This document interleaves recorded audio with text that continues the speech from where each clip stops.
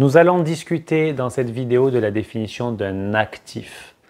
Qu'est-ce qu'un actif? En voici une définition intéressante. Un actif est une ressource contrôlée par l'entreprise du fait d'événements passés et dont l'entreprise attend des avantages économiques futurs. On va la citer une deuxième fois et on va se poser sur les mots. Il y a trois sections importantes dans cette définition. Un actif est une ressource contrôlée par l'entreprise du fait d'événements passés et dont l'entreprise attend des avantages économiques futurs. Alors tout d'abord, il faut que la ressource soit contrôlée.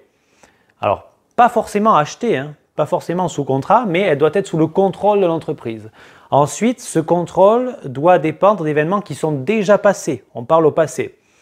Ce qui veut dire qu'on ne peut pas discuter de la définition d'un actif pour quelque chose qui ne sera contrôlé que dans le futur.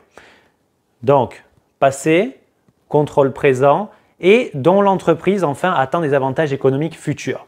Il faut que ça rapporte de l'argent. Maintenant, imaginons la même définition mais pour une personne physique. Ressources contrôlées par la personne physique du fait d'événements passés et dont on attend des avantages économiques futurs. Qu'est-ce que ça veut dire ? Eh bien, j'ai une question pour vous. Est-ce que dans ce contexte, dans ce type de définition-là, une voiture, pour vous, en tant que particulier, pourrait être considérée comme un actif, oui ou non? Pas évident, réfléchissez. Si vous contrôlez la voiture du fait d'événements passés, vous l'avez achetée, elle vous appartient, et que cette voiture va vous permettre d'aller au travail pour gagner de l'argent, ou bien tout simplement de travailler à votre compte et d'aller chez les clients si vous êtes itinérant et d'en tirer des revenus, alors oui, la voiture répondra à la définition d'un actif. Posez-vous la même question pour votre téléphone, pour votre smartphone. Est-ce que votre smartphone est un actif? Par exemple, vous achetez un téléphone à 1 500 €, est-ce que ce téléphone-là, qui vous appartiendra, donc c'est une ressource que vous contrôlez du fait d'événements passés, en effet vous l'avez acheté, mais est-ce que cette ressource contrôlée, elle va générer des avantages économiques dans le futur?